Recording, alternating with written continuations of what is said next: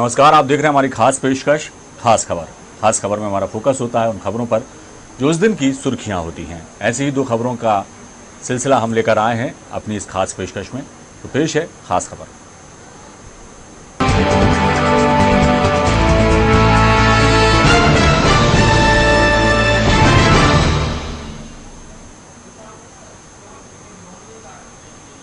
सबसे पहली खास खबर उत्तर प्रदेश से, जहां जहरीली शराब से मौतों का सिलसिला थमने का नाम नहीं ले रहा। ताजा मामला संगम नगरी प्रयागराज का है, जहां जहरीली शराब पीने से 5 लोगों की मौत हो गई और आधा दर्जन लोग अस्पताल में जिंदगी और मौत के बीच झूल रहे हैं। उत्तर प्रदेश में लगातार जहरीली शराब से मौतें हो रही हैं। 2017 में योगी के नेतृत्व में आई बीजेपी की सरकार ने जहरीली शराब बनाने और बेचने वालों पर कड़ी कार्रवाई करने का वादा किया था, लेकिन 3 सालों में सरकार उन पर लगाम नहीं लगा पाई। विपक्ष ने भी जहरीली शराब को लेकर सरकार को आड़े हाथों लिया है। कांग्रेस महासचिव प्रियंका गांधी ने अपने ट्वीट में लिखा है कि यूपी में लखनऊ, फिरोजाबाद, हापुड़, मथुरा, प्रयागराज समेत कई जगहों पर जहरीली शराब से मौतें हुई हैं। आगरा, मेरठ और बागपत में भी जहरीली शराब से मौतें हुई थी। आखिर क्या कारण है कि कुछ दिखावटी कदमों के बजाय सरकार जहरीली शराब के माफियाओं पर कार्रवाई करने में नाकाम रही है? इसका जिम्मेदार है कौन? इधर सरकार ने भी अवैध शराब के निर्माण और बिक्री को रोकने के लिए आबकारी विभाग की टीम गठित की है, जो हर जिले में 15 दिवसीय विशेष अभियान चलाएगी और शराब माफियाओं पर नकेल कसी जाएगी।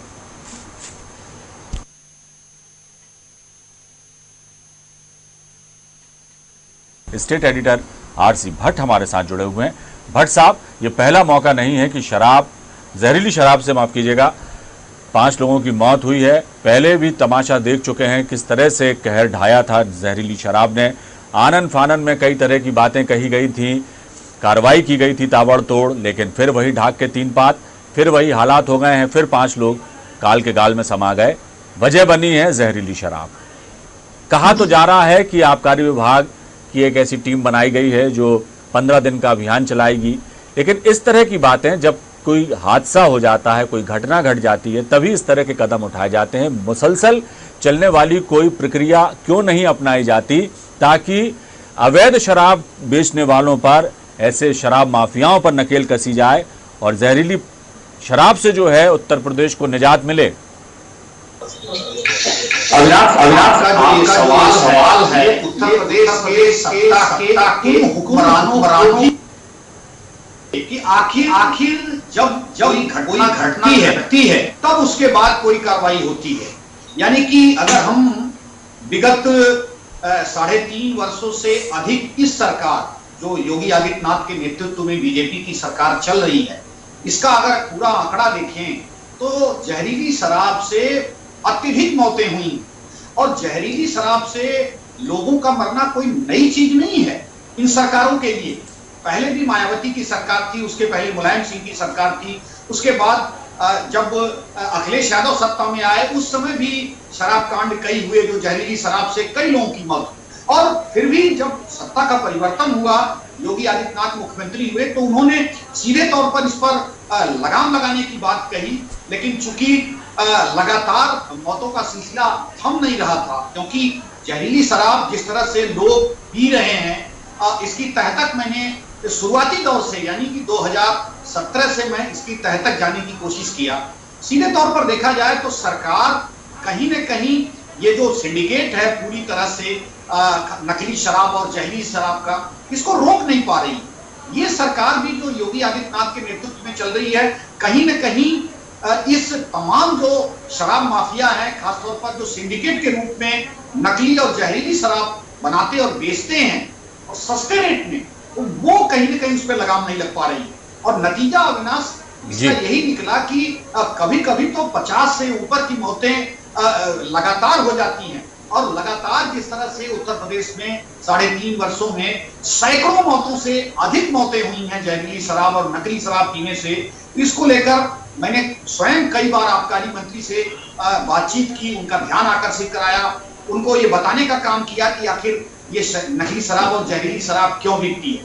और दूसरी बात यह है कि सरकार तभी चेतती है जब इससे लोगों की मौतों का सिलसिला शुरू हो जाता है और इस पर राजनीति शुरू हो जाती है। अभी देखें जिस तरह से प्रयागराज में 5 लोगों की मौत हुई, उसके बाद प्रियंका गांधी वाड्रा का ट्वीट आता है, उसके बाद विपक्ष लगातार हमलावर होता है कि जहरीली शराब पर सरकार लगाम नहीं लगा पा रही है, लोगों की मौतें हो रही हैं, उससे कहीं ना कहीं सरकार दबाव में आ जाती है और तुरंत आनंद फानंद में जी अपर मुख्य सचिव जो संजय भूस रेड्डी, जो आबकारी विभाग के अपर मुख्य सचिव काफी दिनों से बैठे हुए हैं कुर्सी पर, बड़ी बड़ी बातें करते हैं कि हम बहुत कोशिश कर रहे हैं, लेकिन वो तत्काल एक प्रेस नोट जारी कर देते हैं कि 15 दिन का एक बड़ा अभियान चलाया जाएगा। फिर वही चीज आगे मुख्यमंत्री को कर दिया जाता है, अखबारों में छप जाता है, चैनलों पे आ जाता है और अभियान चलाने की बात की जाती है। लेकिन कुटीर उद्योग के तरह उत्तर प्रदेश में नकली और जहरीली शराब एक ऑर्गेनाइज बिजनेस है और इसको सरकार पर वो कड़े कानून लाने चाहिए। अब योगी आदित्यनाथ ने जाकर ये कहा है कि गैंगस्टर एक्ट के तहत कार्रवाई होगी और जो भी जहरीली शराब बनाएगा या फिर बेचेगा उसके खिलाफ जो है भ्रष्टाचार, उस गैंगस्टर के एक्ट के साथ साथ उसके साथ कड़ी कार्रवाई की जाए। तो भट्ट साहब जी, इस तरह के मुख्यमंत्री का बयान आया है तो अब सरकार चेत रही है, लेकिन इसके पीछे हम आगे आपको इसका कारण भी बताएंगे कि आखिर जहरीली शराब लोग क्यों पी रहे हैं और किस तरह से सरकार जो है बिल्कुल इसमें सहयोगी बनी हुई जी। एक बात तो ये है भट्ट साहब, आपकी बात में इस बात का जवाब भी है कि आखिर क्या वजह है कि मायावती की सरकार रही, अखिलेश यादव की सरकार रही, अभी योगी आदित्यनाथ की सरकार है, किसी की भी सरकार रही हो, लेकिन जहरीली शराब से निजात उत्तर प्रदेश को नहीं मिली। और आपने अभी खुद ही कहा कि कुटीर उद्योग की तरह ये पूरा मकड़जाल फैला हुआ है उत्तर प्रदेश में जहरीली शराब या अवैध रूप से शराब बनाने का। उसकी गुणवत्ता कैसी है, जो मौतें ही बता रही हैं कि जहरीली शराब बेची जा रही है। इच्छा शक्ति की कमी है भट्ट साहब प्रशासन की या सरकार की, या कुछ जो पूरा ये माफिया बनकर ये शराब उद्योग कहना चाहिए, अवैध शराब का जो पूरा गढ़ बनता जा रहा है छत्तीसगढ़, इनसे कोई शुभ लाभ जुड़े हुए हैं संबंधित अधिकारियों के, माननीयों के? कोई ना कोई तो ऐसी वजह है, वरना सरकार इच्छा शक्ति दिखाए, दृढ़ इच्छा शक्ति का परिचय दे तो कोई बड़ी बात नहीं है कि इन पर नकेल कसी जा सकती है, इसे खत्म किया जा सकता है और जो शराब माफिया हैं वो पैर अब दोबारा ना पसार सकें उत्तर प्रदेश में। इस तरह की कवायद की जा सकती है, ऐसे कठोर नियम कानून बनाकर और नकेल कसकर। कोई बड़ी बात नहीं है, लेकिन कहीं ना कहीं इच्छा शक्ति की कमी ही नजर आती है। जी अविनाश, ये 3 से 4 वर्षों के बीच में मैं इसकी तह तक जाने की कोशिश किया हूं कि आखिर जहरीली शराब पीता कौन है, जहरीली शराब से पीकर मरता कौन है।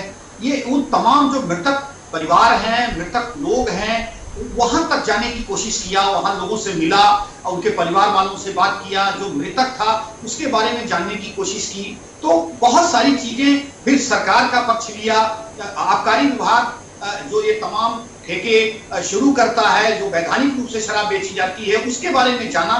सारा कुछ जो निकल कर आया है वो राजस्व बढ़ाने का खेल है।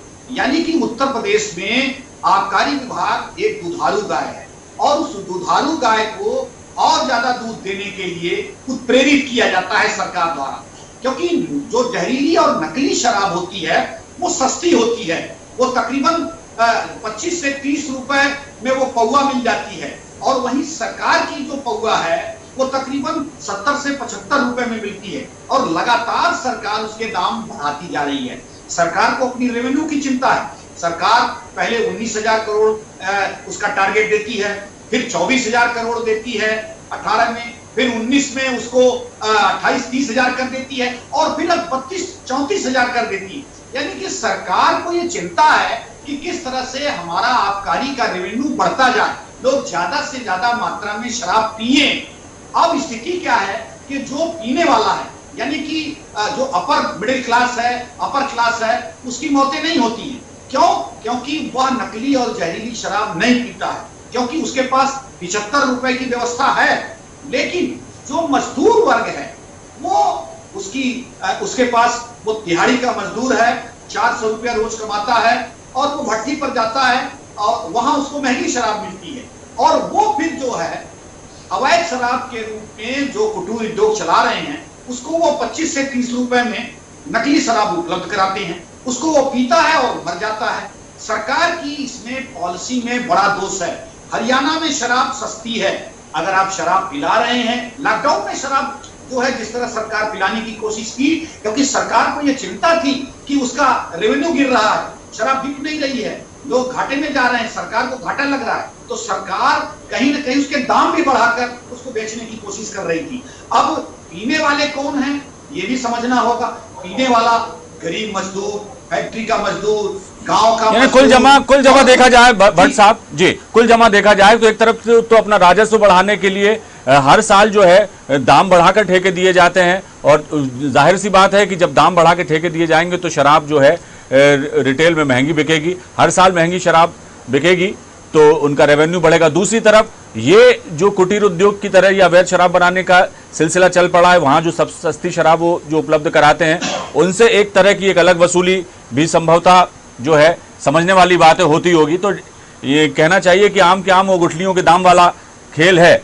ऐसे में लेकिन जान की परवाह बिल्कुल भी नहीं की जा रही, लोगों के स्वास्थ्य की चिंता नहीं की जा रही। भट्ट साहब, मैं संक्षिप्त में आपसे एक जवाब जानना चाहूँगा कि सरकार यदि लोगों की चिंता करती, उनके स्वास्थ्य के साथ खिलवाड़ ना हो इस तरह इसकी फिक्र वो करती है, तो निश्चित तौर पर उसे अपनी पॉलिसी में बदलाव लाना होगा, शराब माफिया पर नकेल कसनी होगी, ताकि जो पीते भी हैं तो उन्हें क्वालिटी की चीज़ मिले या शराब मिले, ताकि कम से कम मौत तो ना हो उनकी।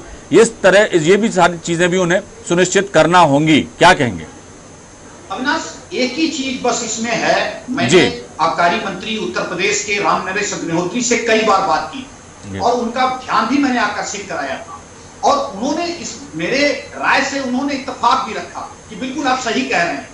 मैंने कहा था कि उत्तर प्रदेश में अगर जो सस्ती शराब बिकेगी तो लोग जहरीली और नकली शराब नहीं पीने जाएंगे, और कमोबेश स्थिति यही है। लगातार सरकार दाम बढ़ा रही है, लोग नकली और जहरीली शराब की तरफ, जो मजदूर वर्ग है, गरीब वर्ग है, वो जा रहा है। तो सरकार को ऐसी कोई पॉलिसी लानी चाहिए जिससे उनका रेवेन्यू कांस्टेंट रहे, थोड़ा सा बढ़े, और एक अच्छी हेल्दी शराब जो लोग पीना चाहें। हालांकि शराब पीना स्वास्थ्य के लिए हानिकारक है, मैं कभी जो है ये अपने व्यूअर्स को अपने चैनल के माध्यम से ये मैसेज देने की कोशिश करता हूं कि शराब नहीं पीना चाहिए, लेकिन फिर भी जो लोग इसका शौक करते हैं और वो लोग हेल्दी और अच्छी शराब उनको पीना चाहिए। ये खुद आबकारी मंत्री ने हमसे स्वीकार किया कि आप बिल्कुल सही कह रहे हैं, हरियाणा में सस्ती मिल रही है, हम महंगी बेच रहे हैं, लेकिन ये मुख्यमंत्री का पॉलिसी मैटर है, और अब देखना यह है कि सरकार कार्रवाई तो कर रही है। बिल्कुल सही बात है, अब जरूरी हो गया है जी कि वो नकली पिएगा क्योंकि वो सस्ती है।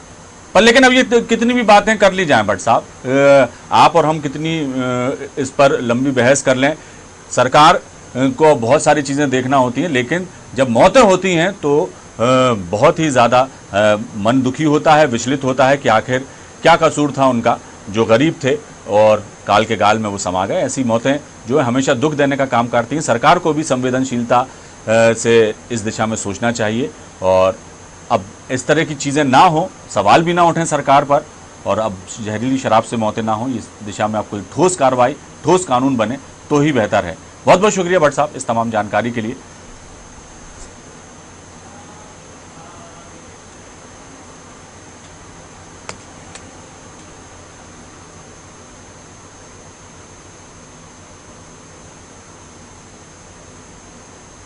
तो प्रयागराज में जहरीली शराब पीने से 5 लोगों की मौत होने के बाद उत्तर प्रदेश में हड़कंप की स्थिति है। आधा दर्जन लोग जिंदगी और मौत के बीच झूल रहे हैं। अब सरकार इस दिशा में क्या कुछ आगे ठोस कार्रवाई करती है, ये देखने वाली बात होगी।